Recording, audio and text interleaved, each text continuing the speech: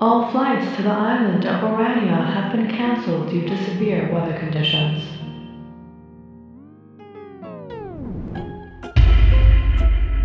What? Cancelled? How can it be cancelled? Oh no. James and Evelyn recently got married, and after a lot of preparation and planning, they decided to spend their honeymoon on the Pacific island of Orania. Unfortunately, after traveling all the way from New York to the Pacific island of Hera for their transit flight, they got caught up in a storm. And now, we're stuck here. I can't believe this, James. Our whole honeymoon just got ruined. And all because of you.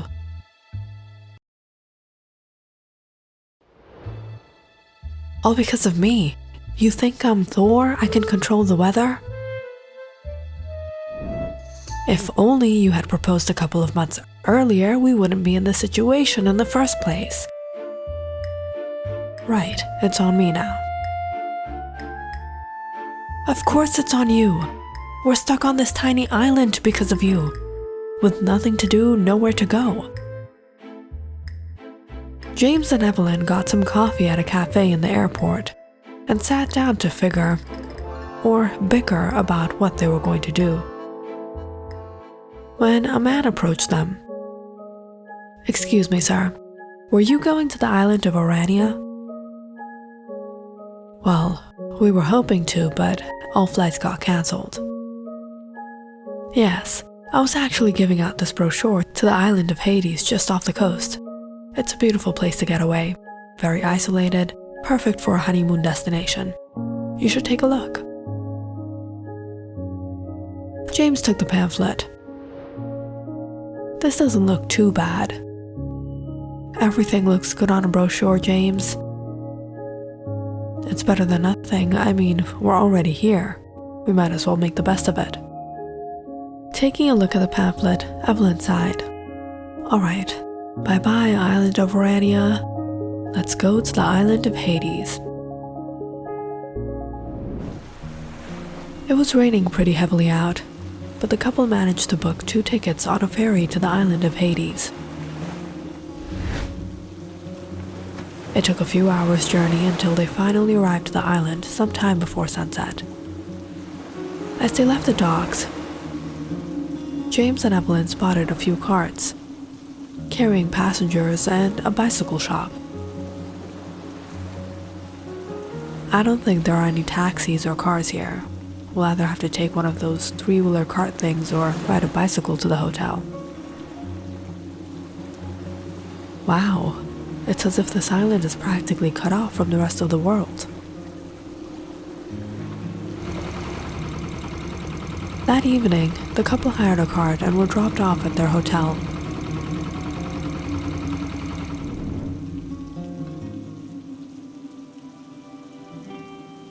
Welcome to the Kiki Resort. I'm Lana. Hello, Lana. I'm James, and this is my wife, Evelyn. We were hoping for a room for 2 weeks.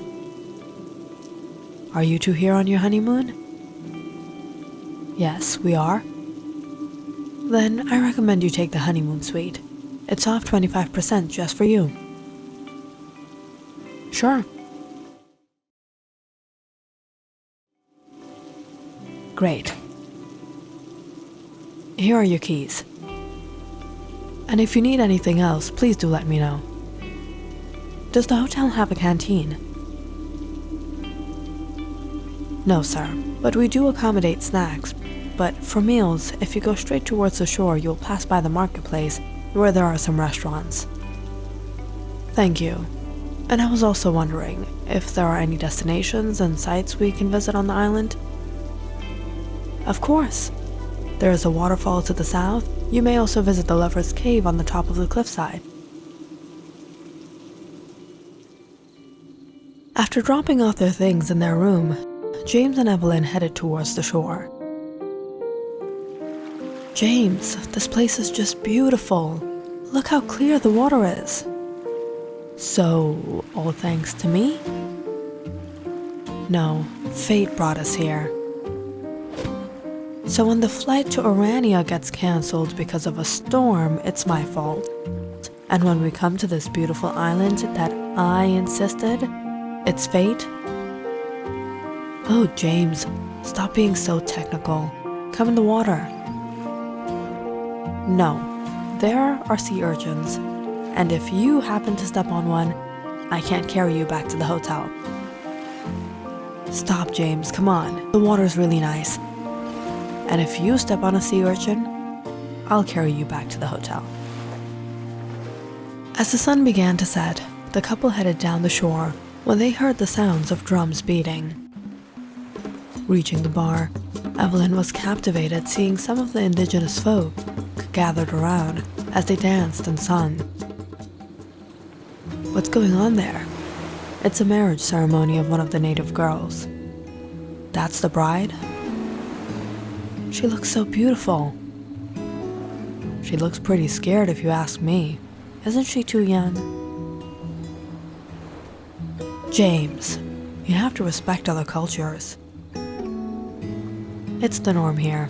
The youth get married off as they become of age. James and Evelyn suddenly heard a man stand amidst the people and talk. He spoke in a different language they couldn't understand. Who is he? That's One, king of the island.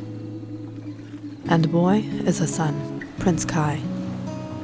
Their family has been ruling for years now. As the native continued their festivities, throwing fire and singing songs,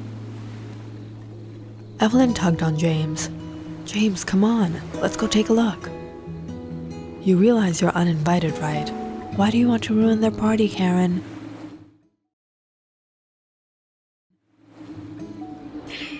James! All right. James and Evelyn walked down the shore towards the gathering.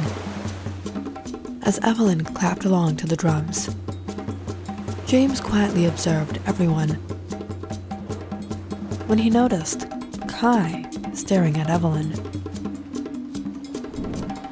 Is that kid checking you out? Who? Look over there. Oh, he is. Maybe the prince likes me. Yeah, his grandma is probably as old as you. Don't be ridiculous, I'm way older than his grandma. All of a sudden, a few of the native girls rushed towards Evelyn and ushered her to join the dance. Oh no, Evelyn looked at James, but he backed away laughing. You asked for it. James watched as Evelyn spun in the circle, totally out of rhythm. But a while later, he noticed Kai pick some flowers and walk to her. Oh, thank you.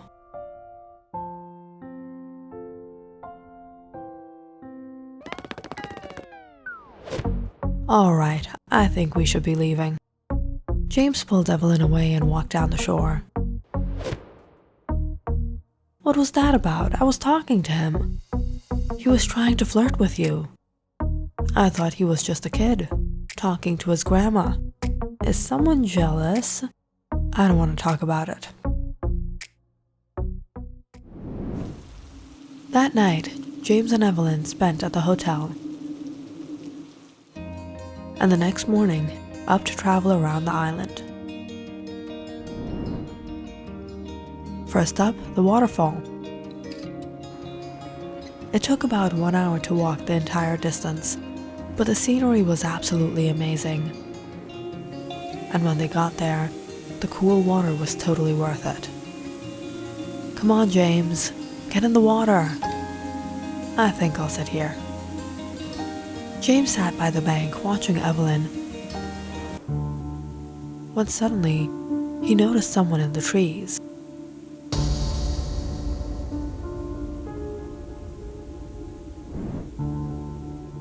Is that the kid? Is he watching us? Hey, James shouted. when suddenly Kai stood up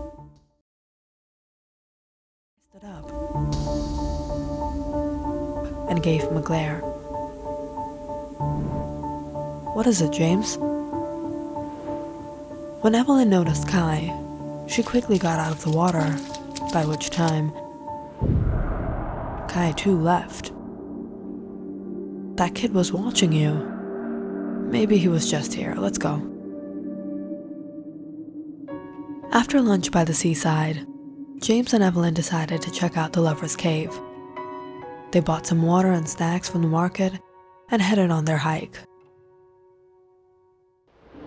"We should have brought the bike. James, I'm tired. Would you please carry my bag?" No. No way. I don't want to deprive you of your equal rights as a woman. James, have some heart. I gave my heart to you already, and now I'm heartless, cold, and empty. All right, I'll carry my things. As the couple joked and teased each other hiking up the cliff, James turned back, hearing a noise. He was a bit surprised when he saw Kai again. Catching his gaze, the boy stood still and left. Why is he following us? Oh no, you think they're planning to eat us? What? It's 1990, James, and you saw them having food that night. That was only the appetizer. You're crazy. Of course, I'm crazy. What do you have to worry? If they eat, they'll only eat me. They're probably going to throw you in the volcano to please the volcano lord. What? They'll barbecue me?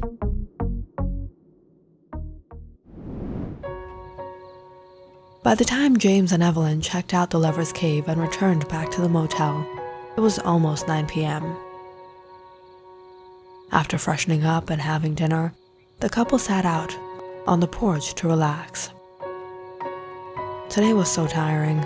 I'm gonna sleep all day tomorrow. Yeah, I was thinking the same. Let's take a break. James and Evelyn suddenly noticed someone enter the hotel gates. It was an indigenous woman. She smiled as she caught their gaze and came to them. In her hands was a leaf scroll. Hello, my name is Lily. I have been sent by King One with an invitation to his son's ceremony. Prince Kai is coming of age.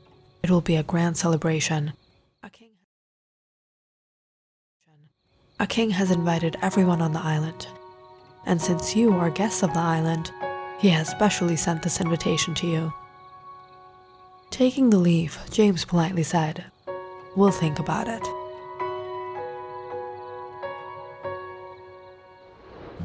James, we have to go.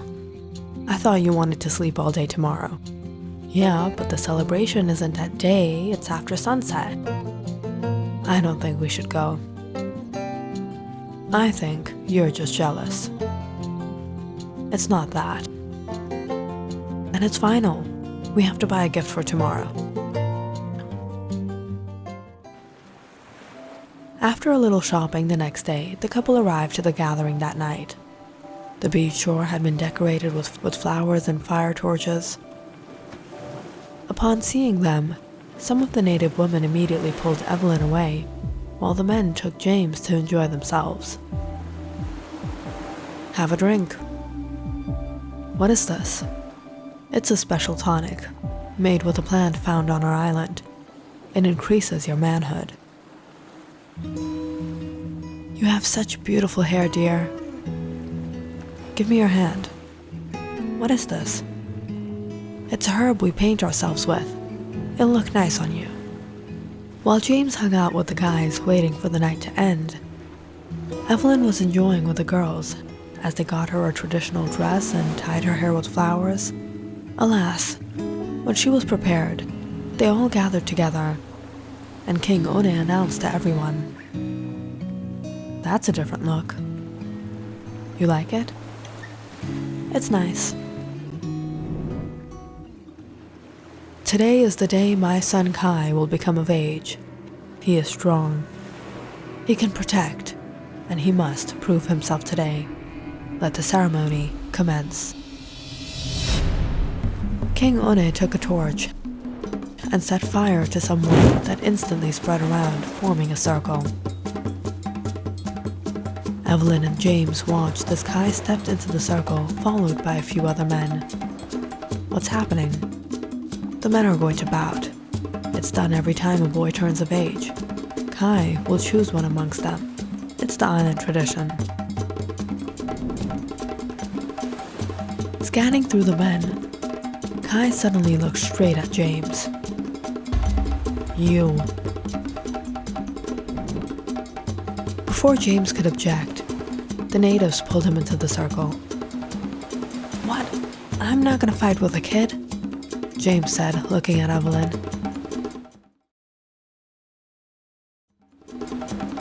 But Evelyn cheered on. Go, Prince Kai! Make James go bye-bye! He's totally going to cry. James sighed as he jokingly got into a fighting position. As Kai circled around him, the drums started to roll. I can't believe I'm doing this. Okay, kid, let's take it easy. I'm going to let you in, he whispered. When, all of a sudden, James felt a heavy hit on his face as Kai punched him. As he fell back, everyone fell silent, gazing on. Well, he doesn't need my help. But as James was to get up, Kai immediately picked up one of the spears and ran towards him. Evelyn felt a bit panicked as she asked, "What is happening?" But everyone silently watched as Kai was about to pierce the spear through. "Stop! What are you doing?" "You don't want me to take his life?" "What? No!" "Okay." Kai picked up the spear and announced, "Because my beloved wife wishes to set him free, I will spare his life." Beloved wife? What? What are you talking about? He couldn't protect you. He is not worthy of you. It is the law of the island. Whoever loses in the bout, the winner takes the wife. And according to law, now you are my wife. No. James, say something.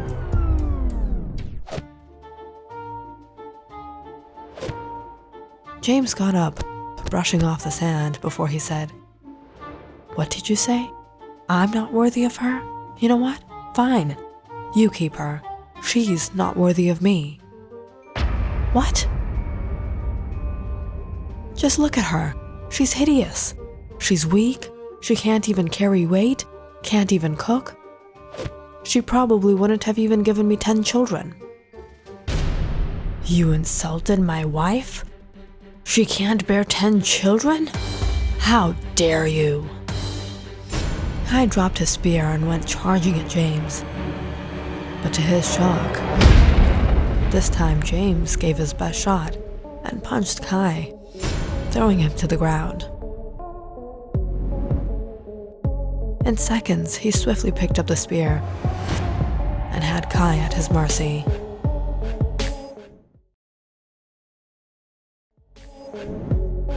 You have lost. But I'm so great, I'm going to spare your life. Now, according to the law of the island, I'm going to take your wife. With that, James took Evelyn and walked off. "Fight me again. Fight me if you're a real man." No, I don't fight with losers.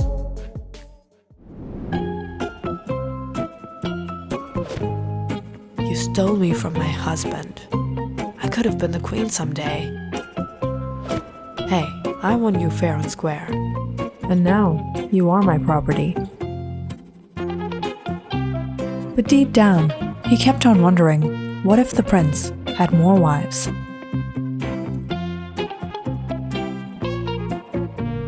click on the subscribe button and check out more awesome videos on our channel. And don't forget to press the bell icon because you know it's interesting.